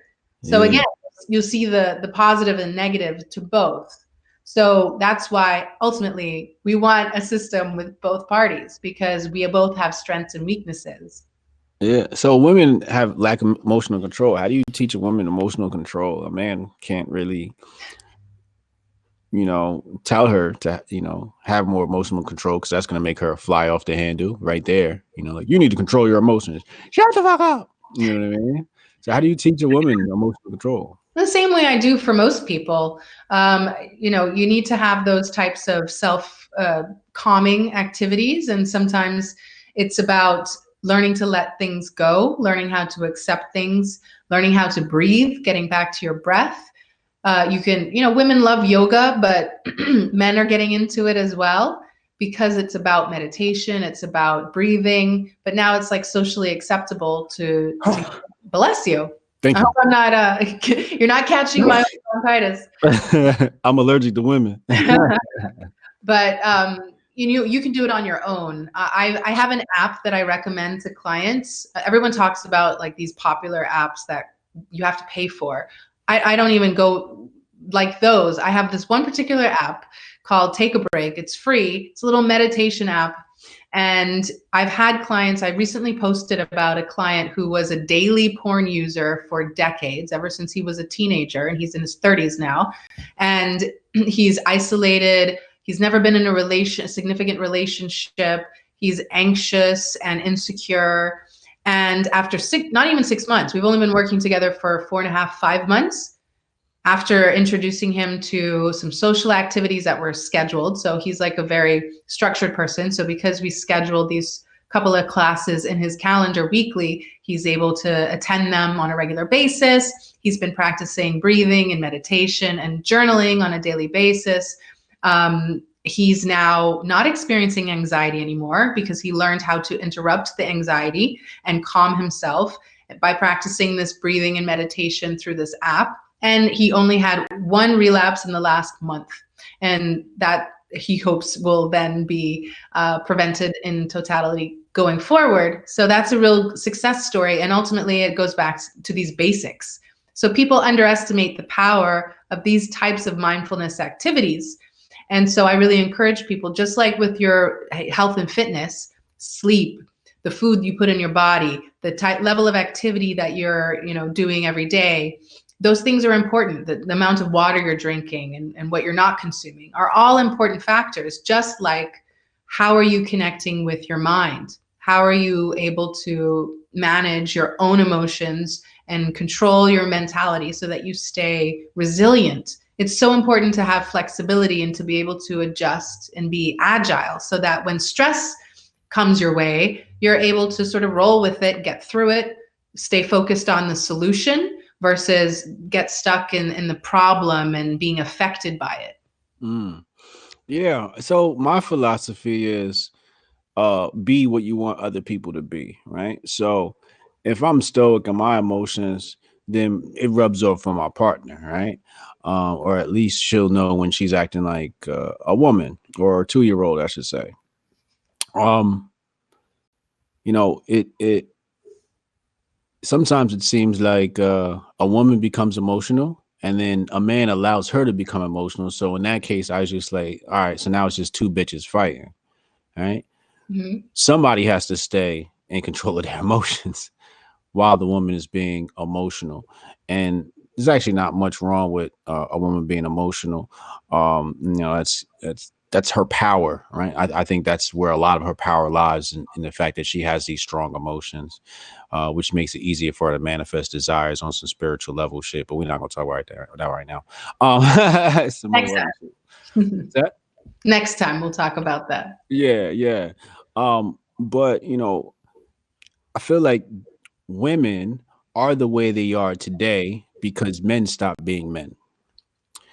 I feel like if men had not become soyified and pussified, women would be better. We take too much. We allow too much. We let women get away with too much. Like the other day they said, women are manipulate men, right? And I'm like, well, at first you enjoyed being manipulated, right? It turned you on at first until it didn't, right?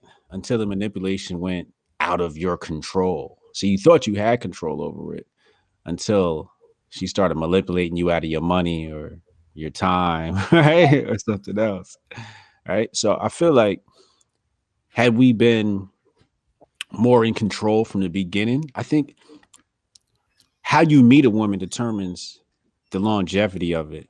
What you let it get away with from day 1, day 10 is going to set the standard for what happens 10 years later. You know what I mean?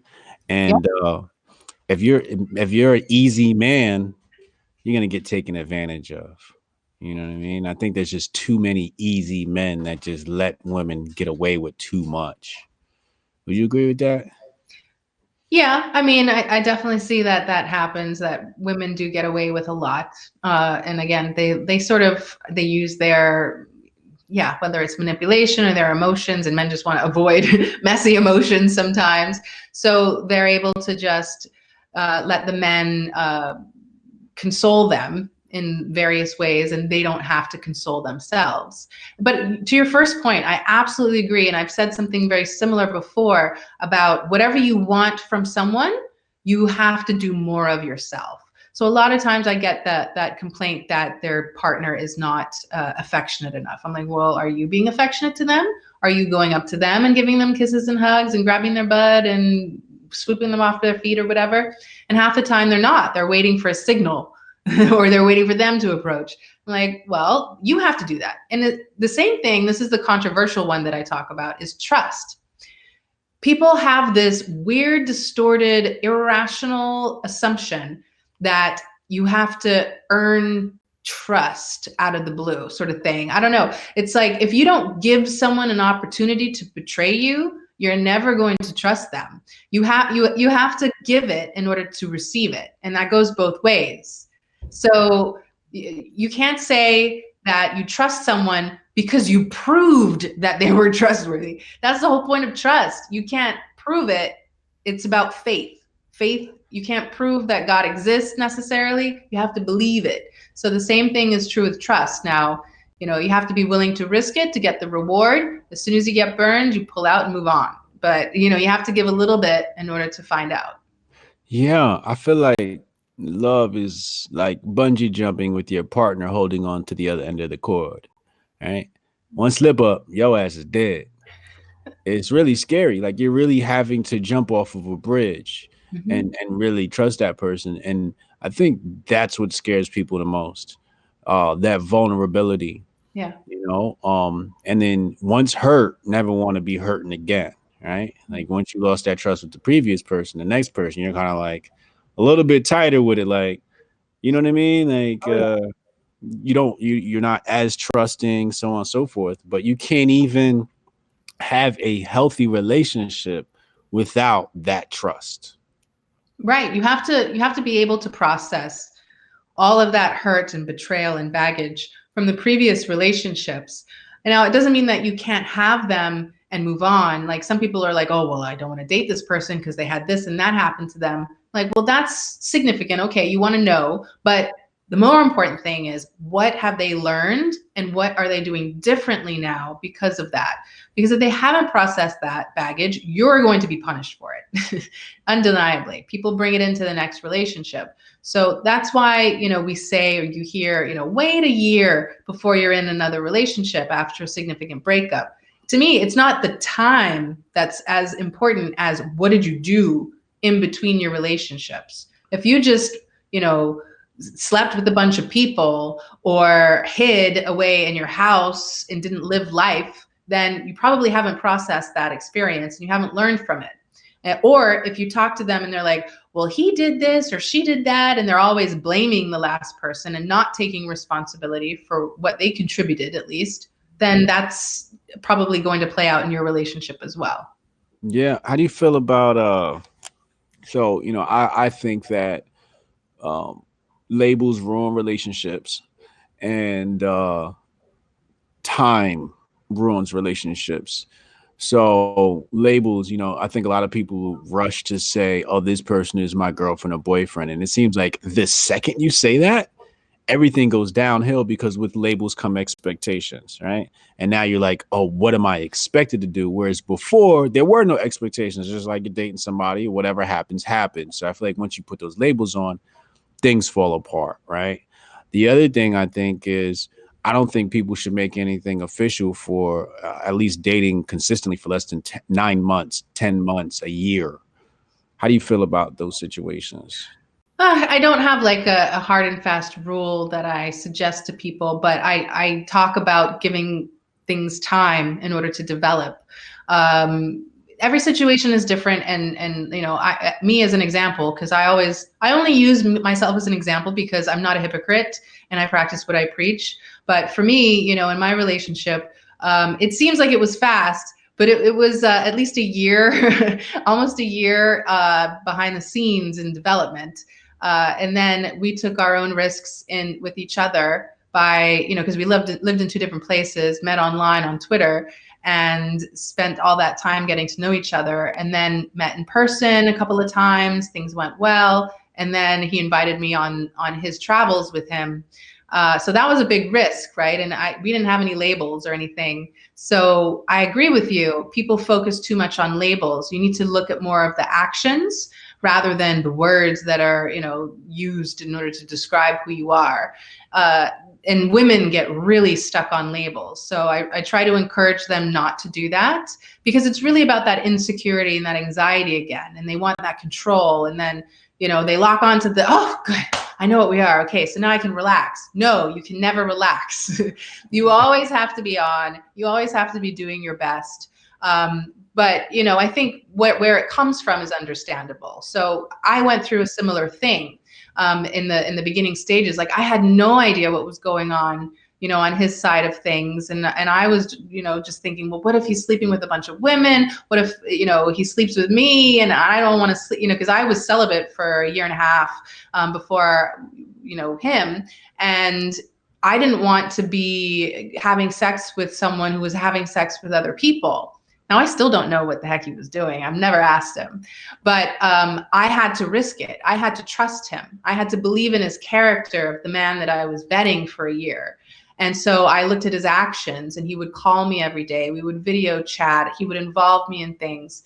And to me, it wasn't as important at that stage. Once like he progressed and escalated it to inviting me on the trip, then I'm living with him. So yeah, I expect him to be faithful. So, you know, and now I'm basically living in his family unit with his parents and brother and all that sort of stuff. So expectations will inevitably happen as the relationship escalates.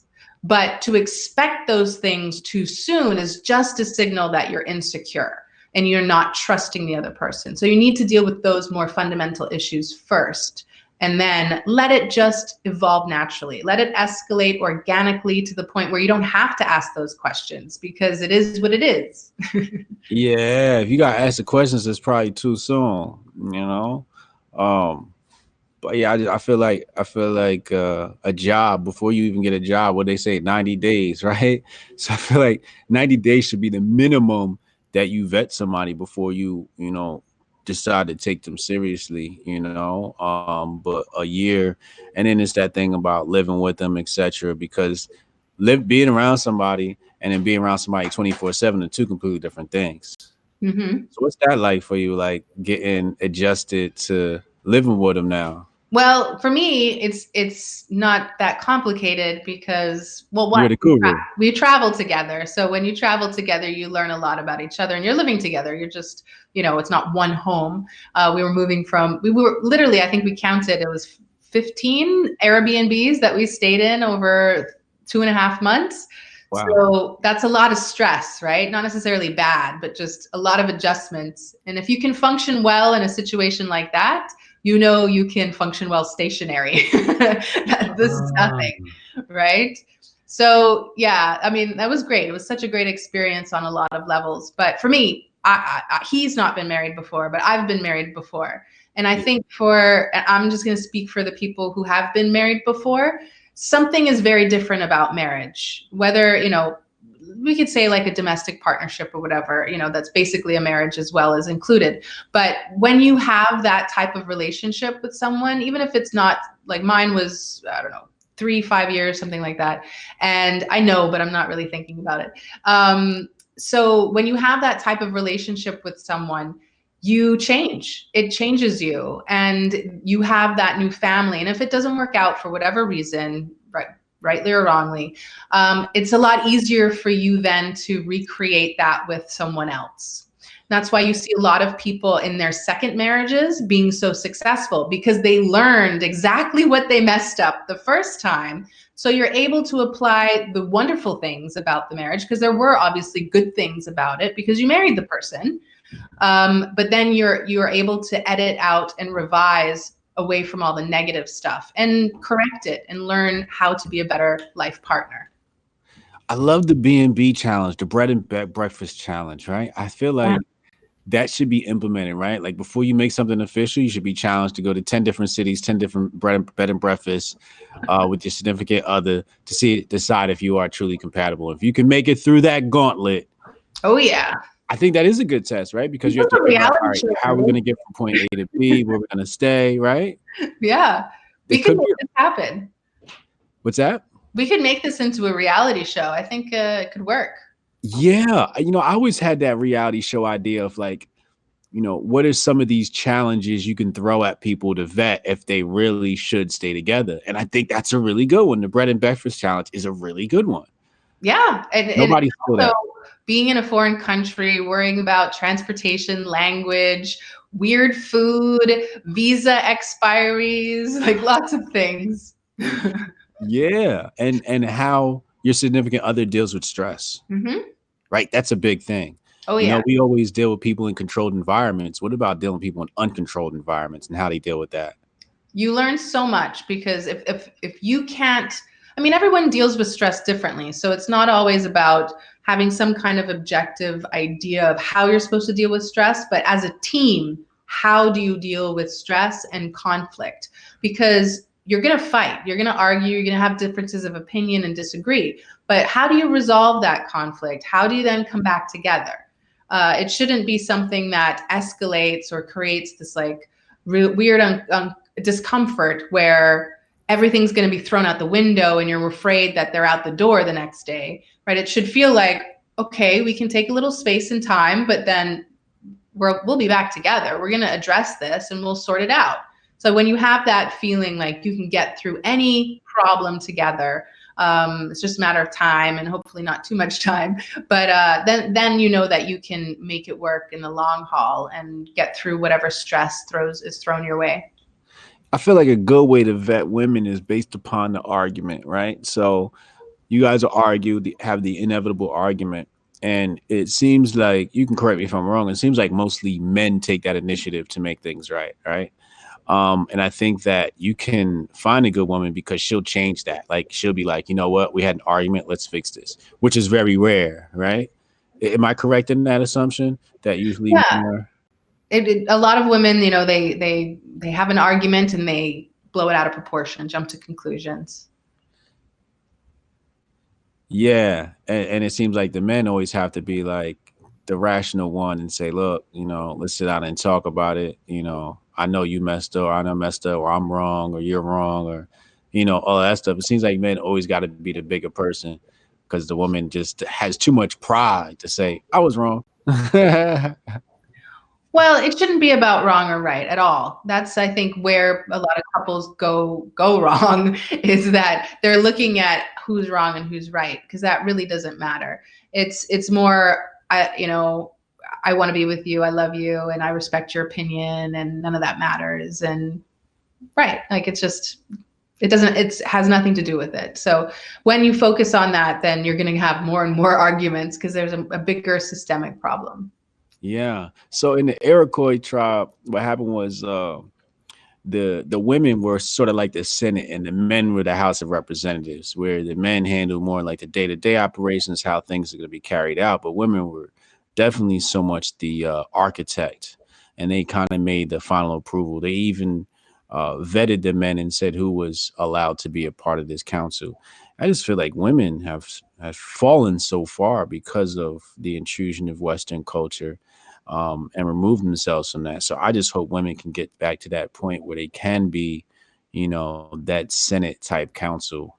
But, you know, a lot of it has to do with the lack of emotional control. A lot of it has to do with the fact that there's no good men acting like men and being able to, because some men can't take criticism either.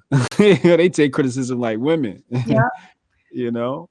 There are women out there that are pacifists, if you want to call it that. They're trying to get people to get along, and they're able to find compromise and just bring that sense of just pleasantness, serenity, or whatever into a room. But they've become fewer and further apart, right? Like it's hard to find them. So it's important for us to develop those skills and to value those characteristics. You know, sometimes even when I'm teaching conflict resolution in teams, sometimes like I talk to like companies about sexual harassment. We're talking about gender issues. That's relevant in that regards too. But sometimes you have to just learn to walk away.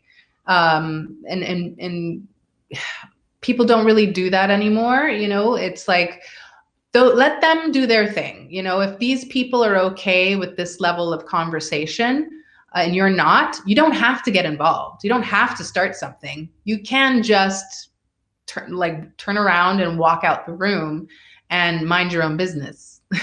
Yeah, absolutely. I just want to correct somebody in the chat real quick. They said that the Iroquois was cannibals. Actually, the first instance of cannibalism in America is amongst European white men in Virginia, because they didn't know how to feed themselves. Iroquois was not cannibals. If they were cannibals, that comes from the intrusion of, again, Western man, removing them from their natural habitat and environment and ability to create for themselves.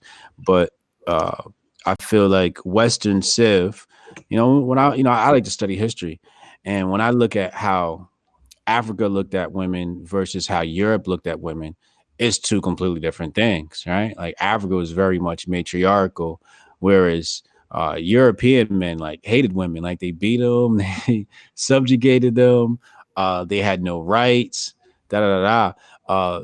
Are you familiar with some of that history, and do you think that has something to do with how America is now and how are now? I'm not familiar with a lot of that, but it's very interesting. I'm sure it all influences the dynamics involved, but that's, over so much time, it's hard to see the cause and effect of those things. But no, it's very interesting. Yeah, I mean, you have authors. I'll tell you a book right now. A great book that you should probably read is "People's History of the United States." And who is this by? Zen is the author. Um, but yeah, he talks about when the white man, watched the Iroquois, and some of them escaped from the colonies to go live with the Iroquois Indians, and they were like, wow, this is a society run with women as the head, at the head of the council, whereas they were used to where, women had no say so, and I feel like a lot of that has to do with women's detachment from their soul essence, their spiritual purpose of being here, and some of that stuff carrying down into American civilization, because the black community as a whole, like mama kind of run the house. Mama's really important. Whereas with the European, you got the whole caveman thing where he smacks her over the head with a club and he's dragging her by the hair, right? That's really like a European thing. um so I think that's something, when you think about how relationships are today, you should check out how Europeans subjugated women. Tammany Hall, New York, where sex trafficking was, at an all-time high, Yeah. and the enslavement of women in Europe, and like, just saying they're allowed to beat them, stuff like Mhm. that. It was terrible. Yeah. It reminds me of when I worked, significantly in trauma, that it really does impact things generationally. So I can see how that would affect things. But I hate to interrupt, but my battery is low. I either have to plug in or we have to wrap Yeah. up.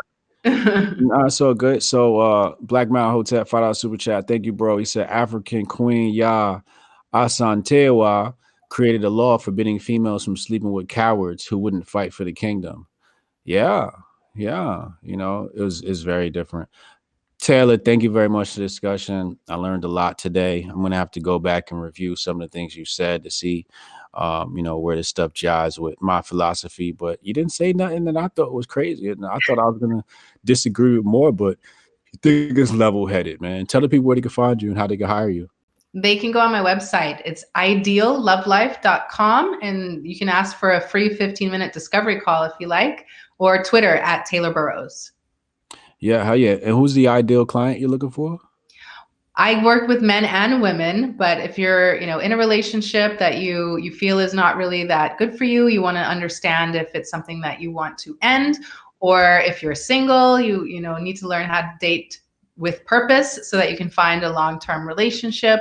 Or if you're a woman and you're struggling with your femininity and you want to be able to sort of challenge yourself to be a more balanced, healthy woman, you can reach out and I can help you with that. And how much does that cost? About you charge hourly, or how does that work? I work on a monthly subscription plan. So I do video calls, audio calls, or even a texting plan, which has been really popular. So it's like an unlimited monthly access to me via text. So you can text me daily. I even edit your text to the people that you're dating. We work pretty closely. So that's also something that we can do together. Oh, you ghost writing text messages? Well, yeah. I like that. Yeah, there's some good examples there, but the proof is in the pudding. So I'm hoping to see some outcomes that I can share with you in the near future. I've done a little bit of ghost writing in my day, so I know what you talk about. Yeah, it's a whole new world when you try to correct some of that. The text game or whatever is really bad with some people. So you just have to show them that taking risks and being bold and being themselves is important, and not worrying about pleasing people and trying to be too nice. It does the opposite effect, right? Yeah. Well, when I was growing up, it was no text message. So now y'all added a whole new dynamic. to this whole dating thing. Yeah, but it's fun too, right? It's entertaining when you have the right person that you're flirting with and you're focused on that communication. It can be a tool, it shouldn't be the only thing. But my advice to everyone out there, free advice: use the video chats, obviously in an appropriate way. But you get to learn a lot about people from a distance by a video chat before you meet them in person. So that's a good way to pace your dating relationships. Yeah, a lot of people are dating just through text. Yeah, no, Texting is stressful for me. You know what I mean? I'm antisocial. So like, I don't really want to be texting. Like, just call me up. We could talk, like exactly. I'm just going to respond with one emoji and that's it. But that's a whole nother discussion we could talk about That's another true. time. The difference between dating then and now. Yeah. Thanks for having me. I really enjoyed this. No doubt, no doubt. Everybody, y'all know what to do. Hit the description for all the products you can purchase and to connect with Taylor.